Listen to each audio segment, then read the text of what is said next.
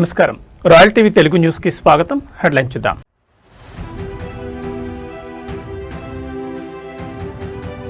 వన్యప్రాణి మానవ సంఘర్షణకు చెక్.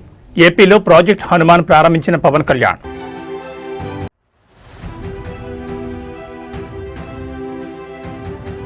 ముగిసిన సీఎం డిప్యూటీ సీఎం భేటీ. ఉండవల్లి నివాసంలో పాలనాపరమైన అంశాలపై కీలక చర్చలు.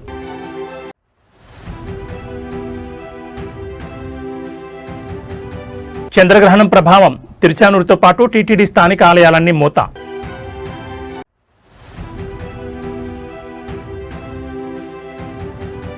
తిరుపతిలో ఏకసభ్య కమిషన్ విచారణ షురు. పద్మావతి అతిథి గృహం నుంచి ఆపరేషన్. ఇక డీటెయిల్స్ చూస్తే చంద్రగ్రహణం కారణంగా టీటీడీ స్థానిక ఆలయాలన్నీ మూతపడ్డాయి. సరిగ్గా 9 గంటలకు ఆలయాలను మూసివేసింది టీటీడీ. తిరుచానూరు పద్మావతి అమ్మవారి ఆలయంతో పాటు గోవిందరాజస్వామి, కళ్యాణ వెంకటేశ్వర స్వామి, కపిలతీర్థం ఆలయాలను టీటీడీ మూసివేసింది. రాత్రి 7:30 వరకు అంటే సుమారు 10 గంటల పాటు ఆలయాన్ని మూసివేస్తామని ఆలయ వేద పండితులు బాబుస్వామి తెలిపారు. రాత్రి 7:30 గంటలకు ఆలయాన్ని తెరిచి శుద్ధి పుణ్యాహవచనం చేసి ఆ తర్వాత భక్తులకు దర్శనానికి అనుమతిస్తారు.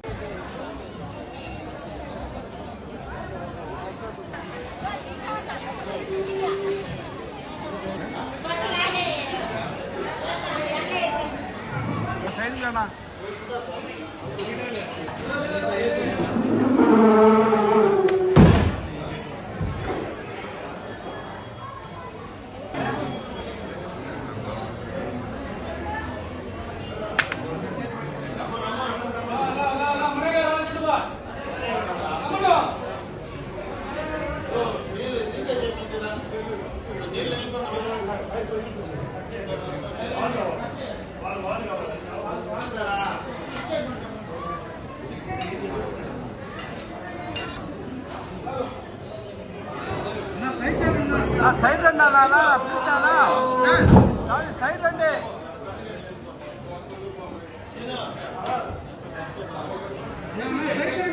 సైడ్ జరగండి మీరు.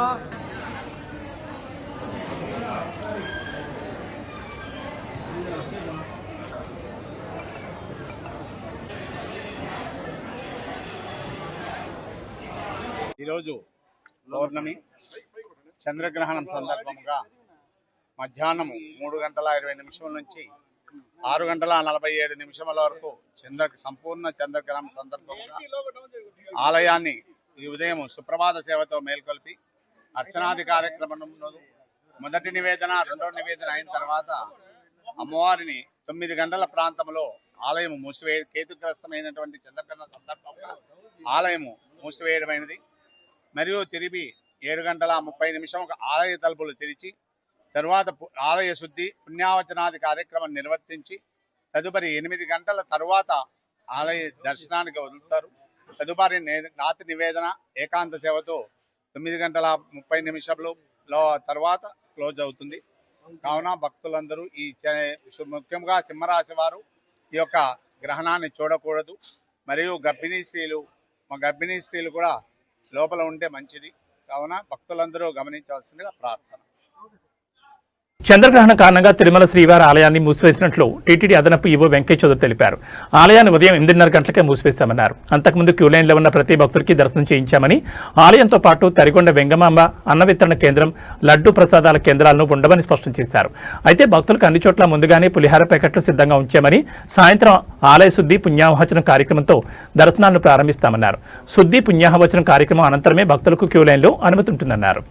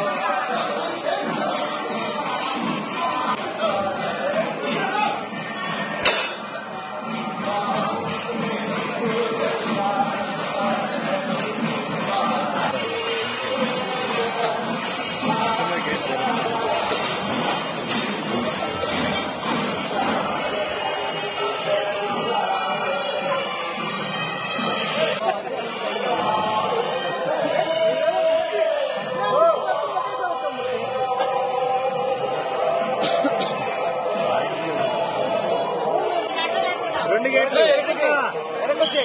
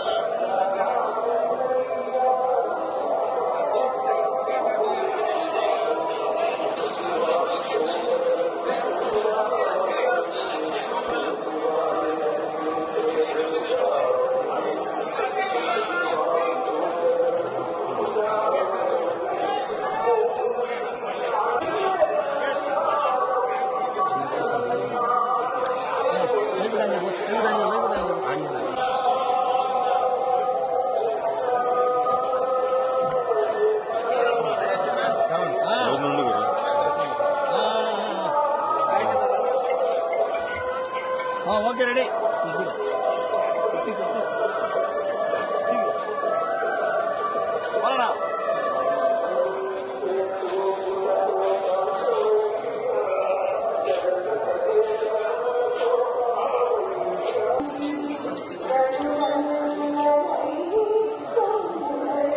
సెకండ్ హాఫ్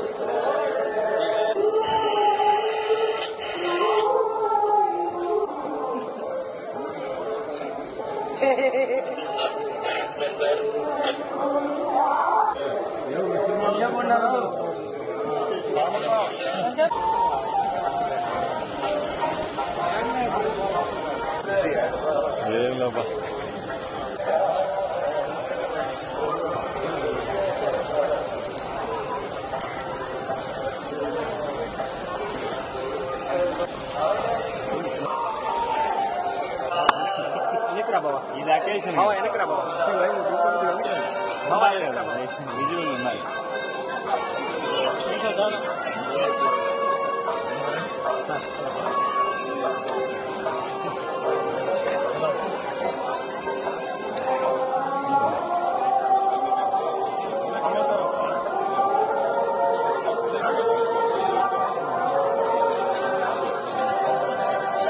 చంద్రగ్రహణం సందర్భంగా శ్రీవారి ఆలయాన్ని ఈరోజు మూసివేయడం జరిగింది.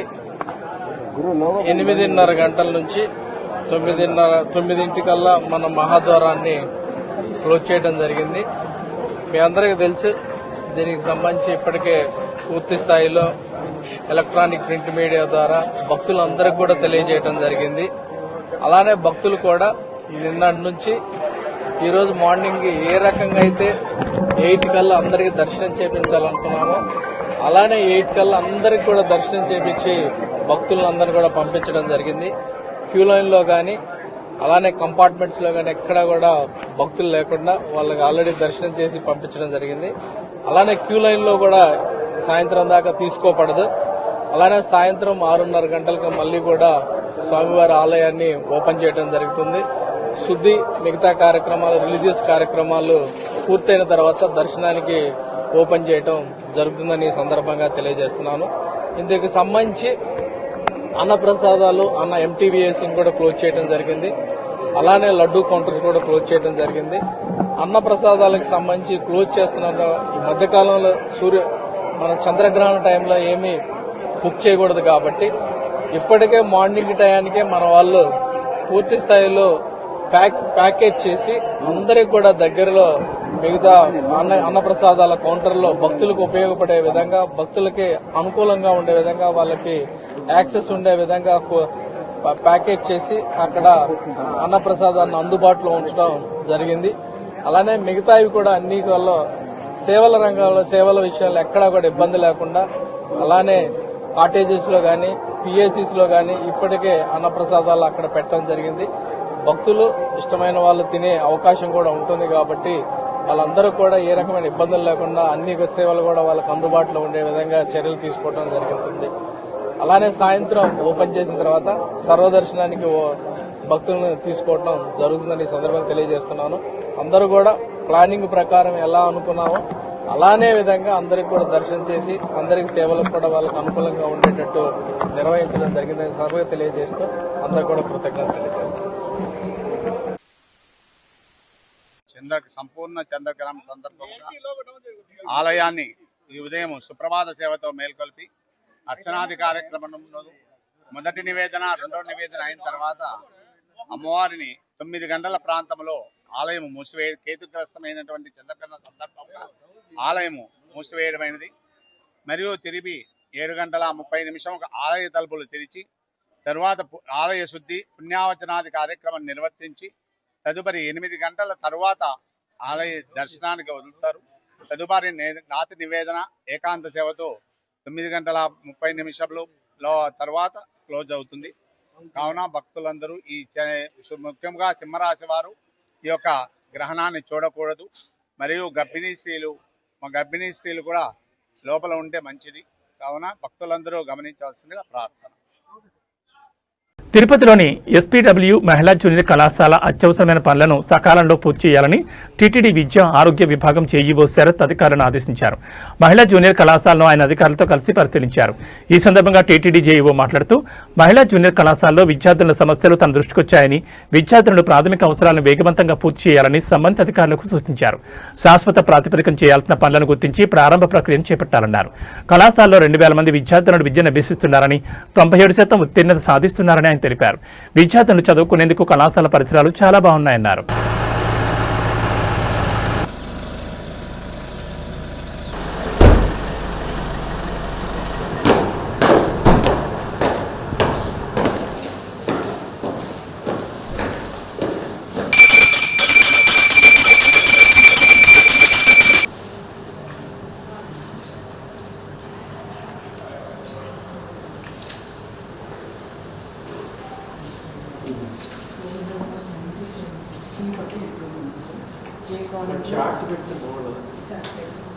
ఎవరు స్లోలో సార్ గ్రేడ్స్ ఇచ్చేస్తాం సార్. గ్రేడ్స్ ఇచ్చేసి డి గ్రేడ్స్ వాళ్ళని 30 classes సార్ కాంటాక్ట్ క్లాసెస్.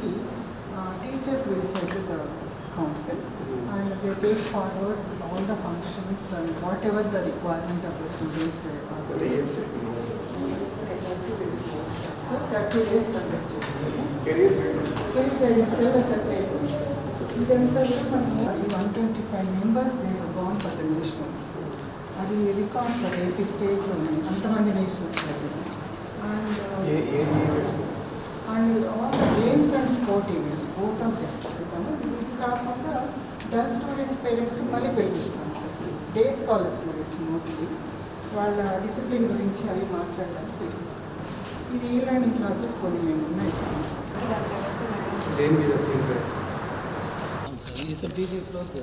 ఇప్పుడు బోర్డులో వస్తాయి. ఇది సెమినార్ హాల్, ఇది సెమినార్ హాల్ పైన క్లాస్ రూమ్స్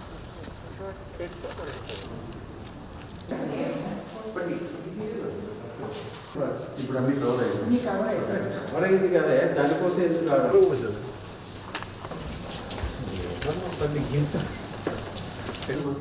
షెడ్యూల్ మేము లాగ్ బయట రాదు అంటే వాళ్ళు కాదు, మనం ఇక్కడ పెట్టాలి. ఇది వీక్లో ఇవి ఈ క్లాసులు వస్తాయి, ఈ టైంలో నడుస్తున్నాయి. అది మనకు క్లారిటీ.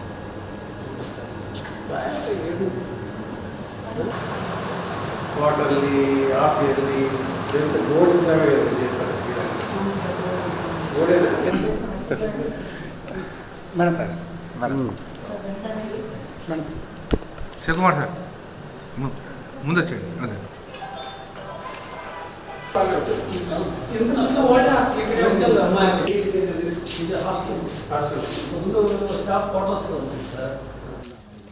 లాంగ్ బ్యాక్ ఎంప్లాయీస్ ఉన్నారు సార్. ఇప్పుడు హెచ్ఆర్ఏ ఎక్కువ అయిపోయి వీళ్ళకు లాసని చాలా మంది ఓన్ చేస్తారు.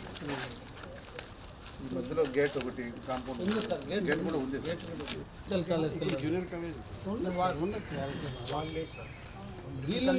వీళ్ళ పిల్లలు లేరు, ఇప్పుడు వాడుకోవచ్చు సార్. ఎవరైనా పిల్లలే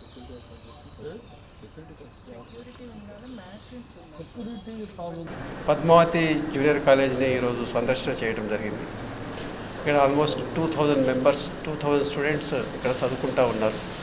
ఇక్కడ ఏమి ఇష్యూస్ ఉన్నాయని చూడటం జరిగింది. బట్ చాలా బాగా 97% రిజల్ట్స్ వస్తూ ఉన్నాయి.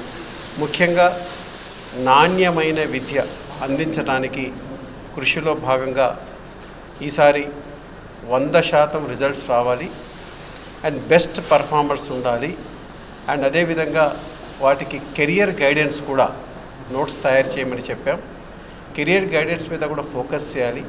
ఇటు ఇక్కడ 5 కోర్సెస్ ఉన్నాయి, BiPC, MPC, CEC, HEC, MEC. ఈ 5 కోర్సెస్ నుంచి వాళ్ళకి కెరియర్ గైడెన్స్ ఏ విధంగా ఏ రూట్లో వెళ్తే ఏది తీసుకోవచ్చు, ఏమేమి ఆప్షన్స్ ఉన్నాయి అనేది ఇంటిగ్రేటెడ్గా కెరియర్ గైడెన్స్లో బ్రోచర్ కూడా తయారు చేసి ఎప్పటికప్పుడు పిల్లలకి ఓరియంటేషన్ ఇవ్వాలని చెప్పాం. అదేవిధంగా మరి పిల్లలకి క్వాలిటీ నాణ్యమైన విద్య కోసం స్టూడెంట్స్ని గ్రూప్ చేసుకోవటం, best performer and average performer and least performer వాళ్ళ పీర్ గ్రూప్ తయారు చేసి వాళ్ళ దాంట్లోనే స్టడీస్ ఆర్గనైజ్ చేయటం. ఈచ్ గ్రూప్ని మళ్ళీ అడాప్షన్గా టీచర్స్ని ఈ గ్రూప్ని ఇక్కడ పనిచేసే లెక్చరర్స్ కానీ అడాప్షన్ చేసుకోవటం, దత్తత తీసుకోవటం. దెన్ వారికి ఈ గ్రూప్ అంతా ఏ విధంగా చదువుతున్నారు, ఏ విధంగా పర్ఫార్మెన్స్ ఉంది అనేది అసెస్ చేసి మళ్ళీ సబ్జెక్ట్ టీచర్స్కి చెప్పటం.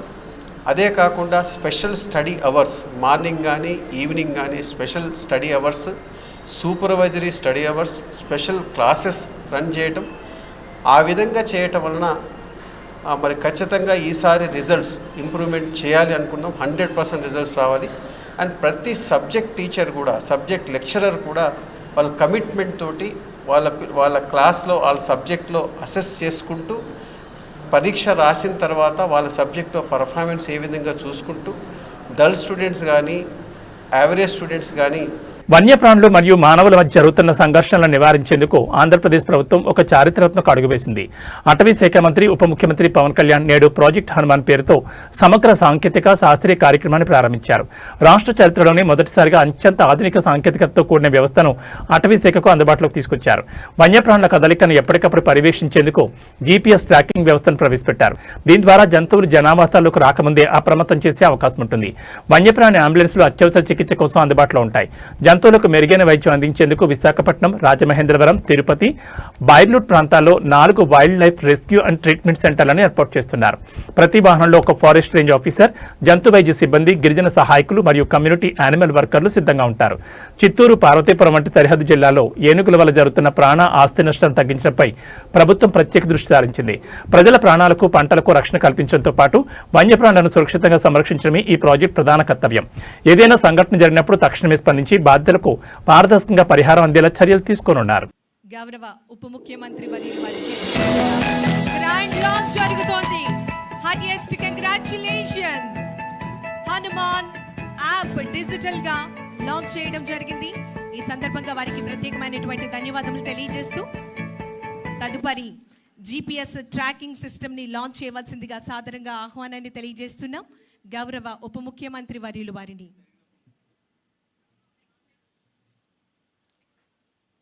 GPS tracking system.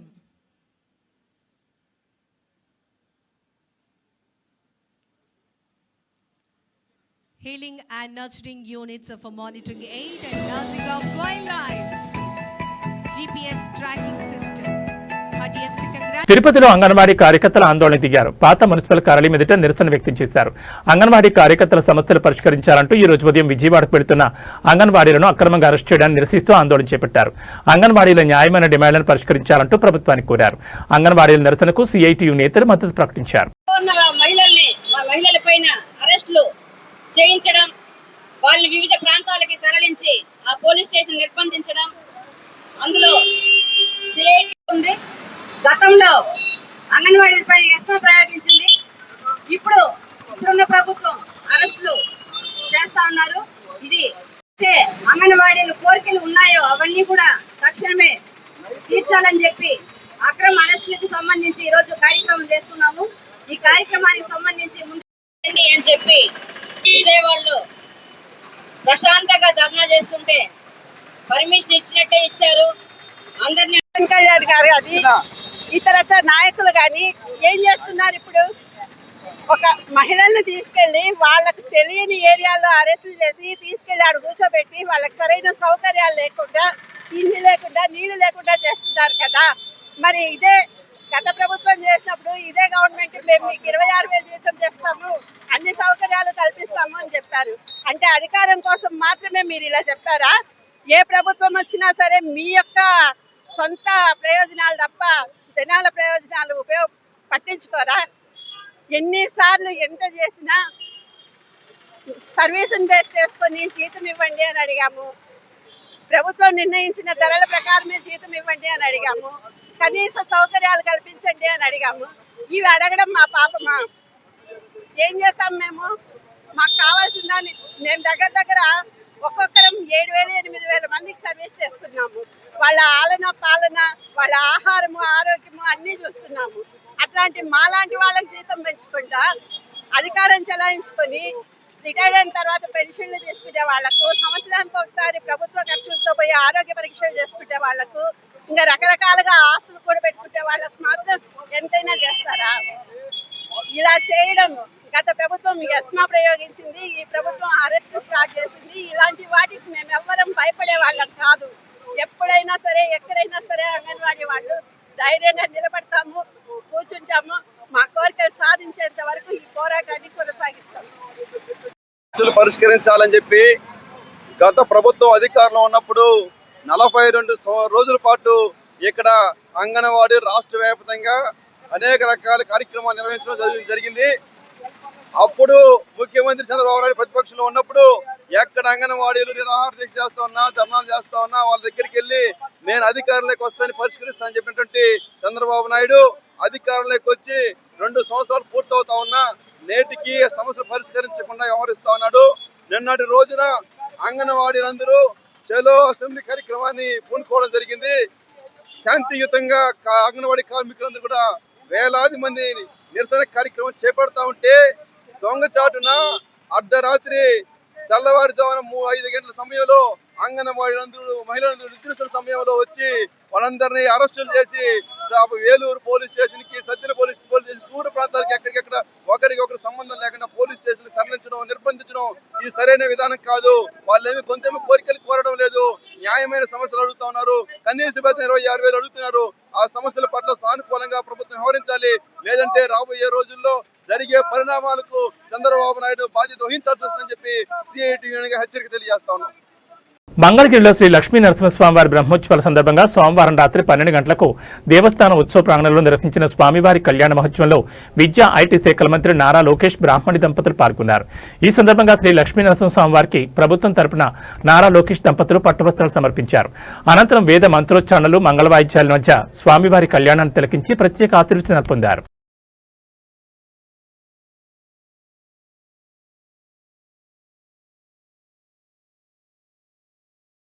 ఆంధ్రప్రదేశ్ ముఖ్యమంత్రి చంద్రబాబు నాయుడుతో ఉప ముఖ్యమంత్రి పవన్ కళ్యాణ్ ఉండవల్లిలోని ముఖ్యమంత్రి నివాసంలో భేటీ అయ్యారు. అసెంబ్లీ సమావేశాల నేపథ్యంలో ప్రభుత్వం చేపడుతున్న వివిధ అభివృద్ధి పనుల పురోగతిపై ఇరువురు నేతలు సుదీర్ఘంగా చర్చించారు. నియోజకవర్గాల వారీగా పంచాయతీరాజ్ రోడ్ల అభివృద్ధికి నిధుల కేటాయింపు, జల్ జీవన్ మిషన్ పనుల స్థితిగతులపై పవన్ కళ్యాణ్ చర్చించారు. రాష్ట్ర వ్యాప్తంగా వివిధ పంచాయతీల్లో ప్రయోగాత్మకంగా చేపట్టిన మ్యాజిక్ డ్రైన్ల పనుల గురించి పవన్ వివరించారు. పారిశుద్ధ్య నిర్వహణను పకడ్బందీగా అమలు చేసేందుకు ఈ డ్రైన్లను అన్ని పంచాయతీల్లో నిర్మించాలని ప్రతిపాదించారు. వేసవికాలం ముగిసేలోపు రైతులు పంటలు వేసే సమయానికి ముందే నీటిపారుదల శాఖ పరిధిలోని డ్రైనేజీల్లో పొడితెత్త పనులు పూర్తి చేయాలని కోరారు. అటవీ శాఖ తరపున ప్రతిష్టాత్మకంగా చేపట్టిన హనుమాన్ ప్రాజెక్టు వివరాలను ముఖ్యమంత్రికి వివరించి దాని ఆవశ్యకతను తెలియజేశారు. తిరుపతిలోని పద్మావతి అతిథి గృహంలో ఏకసభ్య కమిషన్ విచారణ మొదలైంది. ఏకసభ్య కమిషన్ కు కార్యాలయం కేటాయించింది టీటీడీ. పద్మావతి అతిథి గృహంలోని అనెక్స్ భవనంలో మొదటి అంతస్తు కేటాయించారు. 45 రోజుల పాటు ఏకసభ్య కమిషన్ పద్మావతి అతిథి గృహం నుంచే విచారణ చేసి నివేదిక సిద్ధం చేయనుంది. కల్తీ నెయ్యి కేసులో రికార్డులు పరిశీలిస్తున్నారు.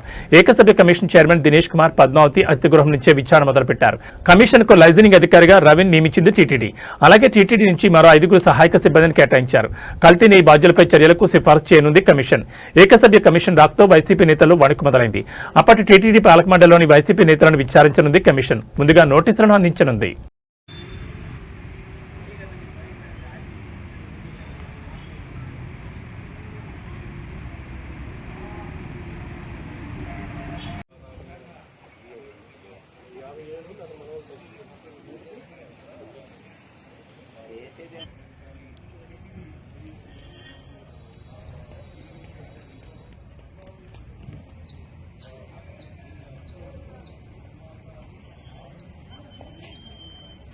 వీడియోనే కదా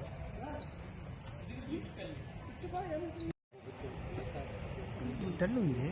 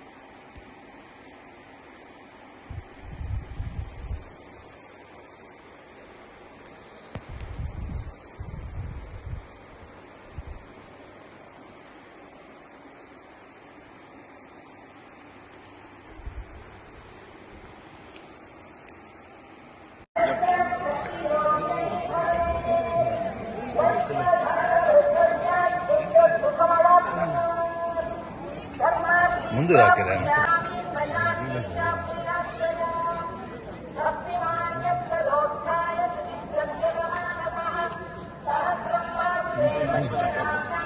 జాగ్రత్తగా సార్ అయిపోలేదా ఎంత ఏం చేస్తారు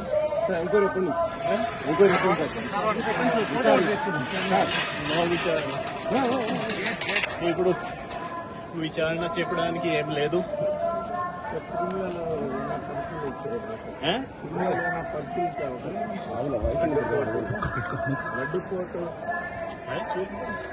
మాకు ఇచ్చిన జాబ్ మేమే చేస్తాం. విశాఖపట్నం రిషికొండ సమీపంలోని బీచ్ రోడ్డుపై వెళ్తున్న ఒక ట్రావెల్ బస్సు అకస్మాత్తుగా దగ్ధమైంది. షార్ట్ సర్క్యూట్ కారణంగా మంటలో చిక్కుకుంది. అయితే ప్రయాణికులు మాత్రం సురక్షితంగా బయటపడ్డారు.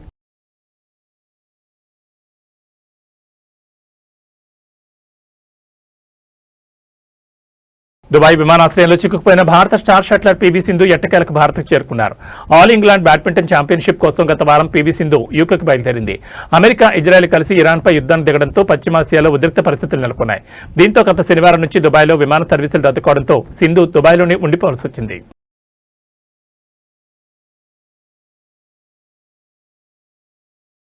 అభివృద్ధి, సంక్షేమం మరియు సేవే లక్ష్యంగా రాజానగరం నియోజకవర్గాన్ని ఒక మోడల్ నియోజకవర్గంగా తీర్చిదిద్దాలన్న వజ్ర సంకల్పంతో ముందుకు సాగుతున్న ప్రియతమ నాయకులు రాజానగరం ఎమ్మెల్యే బత్తుల రామకృష్ణకి హృదయపూర్వక జన్మదిన శుభాకాంక్షలు.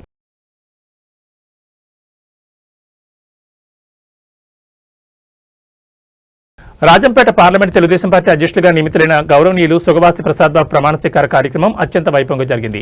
ఈ కార్యక్రమానికి పొంగనూరు నియోజకవర్గం నుంచి ముఖ్య నాయకులు వై మధుసూదన్ నాయుడు భారీ ఎత్తున తరలివచ్చి ప్రసాద్ బాబుకి అభినందనలు తెలిపారు. పొంగనూరు నియోజకవర్గం నుండి తెలుగుదేశం పార్టీ కుటుంబ సభ్యులు, కార్యకర్తలు మరియు అభిమానులతో కలిసి మధుసూదన్ నాయుడు పెద్ద ఎత్తున ఈ కార్యక్రమంలో పాల్గొన్నారు. సుగవాసి ప్రసాద్ బాబు నియామకంతో రాజంపేట పార్లమెంట్ పరిధిలో పార్టీ మరింత బలోపేతమవుతుందని నాయకులు ఆశాభావం వ్యక్తం చేశారు.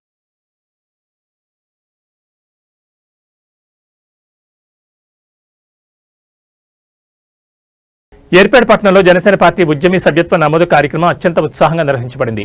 ఉమ్మడి చిత్తూరు జిల్లా కార్యదర్శి కొట్టే సాయిప్రసాద్ అధ్యక్షుడు ఈ కార్యక్రమంలో పార్టీ బలోపేతం మరియు సభ్యత్వ ఆవశ్యకతపై చర్చించారు. ఈ కార్యక్రమంలో ఏర్పేట మండల అధ్యక్షులు కిరణ్ రామ్శెట్టి మరియు స్థానిక జన సైనికులు పాల్గొని సభ్యత్వ నమోదును విజయవంతం చేశారు. సభ్యత్వం పొందిన వారికి పార్టీలో ప్రత్యేక గుర్తింపు, గౌరవం లభిస్తుందని నేతలు తెలిపారు. పార్టీ కమిటీల్లో బాధ్యతలు, నాయకత్వ శిక్షణ మరియు భవిష్యత్తులో నాయకులుగా ఎదిగేందుకు ఇది తొలి అడుగని పేర్కొన్నారు. సభ్యత్వం పొందిన ప్రతి కార్యకర్తకు 5 లక్షల రూపాయల ప్రమాద బీమా సౌకర్యం కల్పిస్తూ వారి కుటుంబాలకు పార్టీ అండగా ఉంటుందని భరోసా ఇచ్చారు. ఫిబ్రవరి 26న ప్రారంభమైన ఈ సభ్యత్వ నమోదు ప్రక్రియ మార్చి 10వ తేదీ వరకు కొనసాగుతుందని జన సైనికులందరూ ఈ అవకాశాన్ని సద్వినియోగం చేసుకోవాలని పిలుపునిచ్చారు.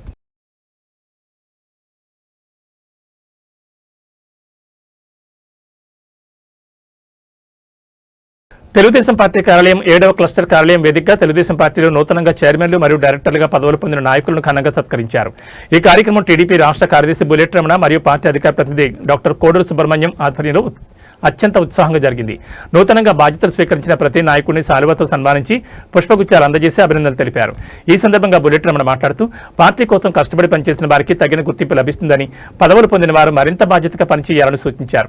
డాక్టర్ కోడూరు బాలసుబ్రహ్మణ్యం మాట్లాడుతూ ప్రభుత్వ సంక్షేమ పథకాలను మరియు పార్టీ ఆశయాలను క్షేత్రస్థాయిలో తీసుకెళ్లడంలో నూతన నాయకత్వం కీలక పాత్ర పోషించాలని కోరారు. ఈ కార్యక్రమంలో పుష్ప యాదవ్తో పాటు 7వ క్లస్టర్ పరిధిలోని కీలక నాయకులు, కార్యకర్తలు పెద్ద సంఖ్యలో పాల్గొన్నారు.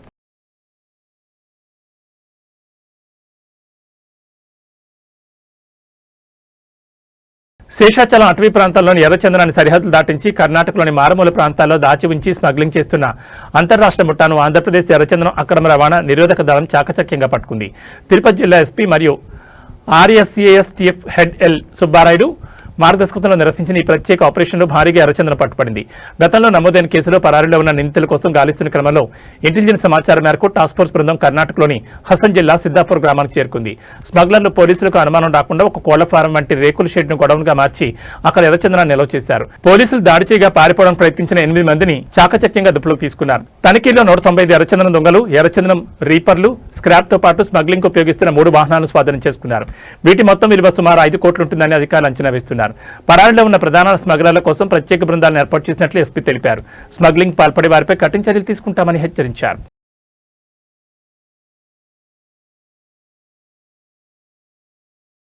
ఇవి బులెటిన్ విశేషాలు. మరో బులెటిన్లో మళ్ళీ కలుసుకుందాం. నమస్కారం.